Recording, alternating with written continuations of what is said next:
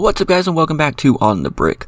A while ago someone on my Discord asked me if LEGO made a Star Wars collectible minifigure series, which 12 figures would I like to see? I've actually spent a little bit of time thinking about this, and I'm going to share my thoughts with you today. When coming up with what to put on this list, I wanted to make sure of two things. First, I wanted to pick figures that we have never gotten before. While there are definitely going to be some characters that we've gotten before, it's going to be different versions of them we've never seen. And the second thing I wanted to make sure of was to try and cover all 9 movies and at least the Clone Wars and Rebels. There's a few figures from other shows in there as well, as we'll get into. So the first figure on this list would be Boss Nass. We've never had a LEGO version of him, and personally when I was going through episode 1 thinking what figures should we get, this was my first thought. I was also thinking of maybe a Shmi Skywalker, but ultimately I went with Boss Nass as the unique mold and look would probably be more interesting to more people. Also, I just realized this, but why does Boss Nass not look like any of the other Gungans?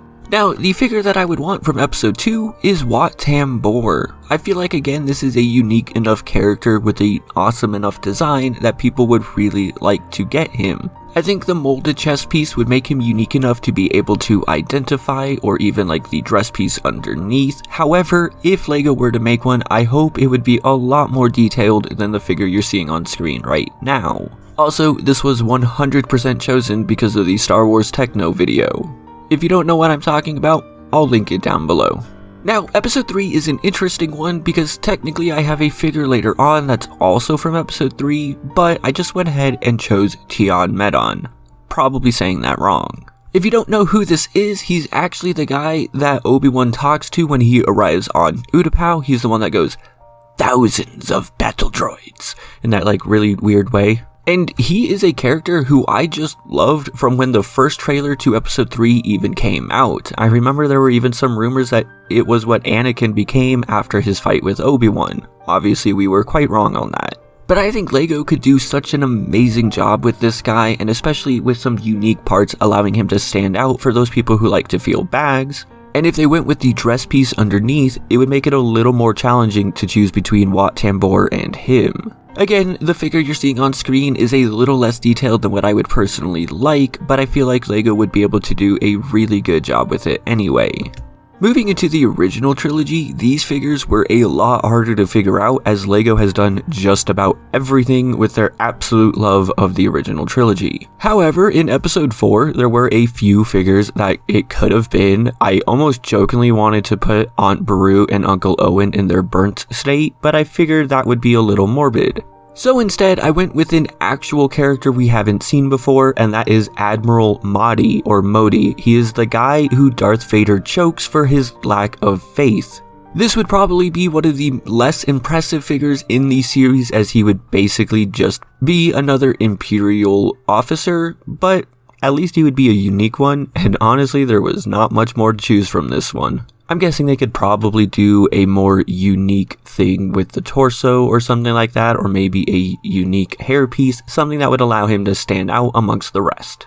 Episode 5 was actually the hardest to pick a figure from simply because there just aren't that many options. LEGO really has covered just about everything here, and the ones they haven't done are probably because they're not worth it, with one giant exception, and he was the only option for episode 5, Willrow Hood. Yes, the guy who absolutely needed to save his ice cream had to be on this list. Willrow Hood has become quite the famous character now in the Star Wars fandom, and with the return of the ice cream maker in The Mandalorian, I think it would be a perfect piece to make him unique and identifiable. And honestly, I'm sure a lot of fans would just love to have him, even as a joke. And speaking of jokes, episode 6 did not have many people to choose from either, mainly because, you know, A-Wing pilots, B-Wing pilots, all that kind of stuff has already been done. Palpatine, Royal Guards, Imperial Troopers, Rebel Troopers, Ewoks, all of that has been covered. So there was one guy in particular who I figured, if we're gonna just have some fun with it, we might as well have some fun with it. And that is this particular Mon Calamari who just does not know what to do. He can't find his monitor and just seems very confused.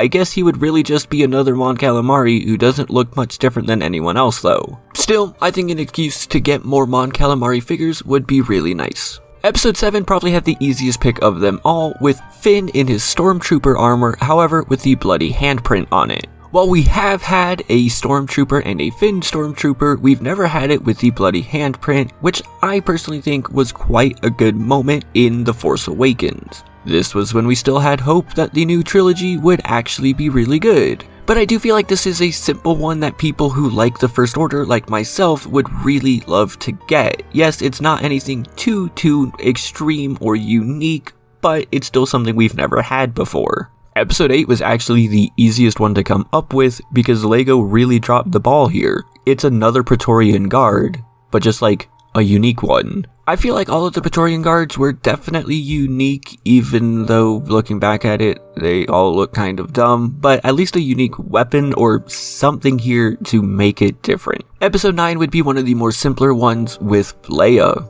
Now, when I first came up with this, I just wanted an Episode 9 Leia. We've never really had that. However, technically, it's still just an Episode 7 Leia. So, if we want to make it a little more unique, we can always go with the Jedi training Leia. This would add in the lightsaber and, of course, the helmet she was wearing, both things which would be identifiable in the package. And it would be a unique character we've never had before, which I think a lot of people would really enjoy. We've just not had a Jedi Leia yet, and I personally would like to have one. So those are the main 9 movies all covered, which means there are only 3 left. The first from the Clone Wars is of course a Phase 2 Commander Cody. If this is the only way that we can ever get him, then so be it, as long as we can get him. Obviously, if you're watching this channel, then you know I like customs, and what you're seeing on screen is one of those. But there are a lot of people who don't know about customs or aren't really into it anyway, and they deserve to get a proper Phase 2 Cody. I think this one's pretty self-explanatory. From Rebels, I would personally like the epilogue Ahsoka. Look, I'm a fan of Ahsoka. I have a ton of minifigures of her, custom, real, all of that.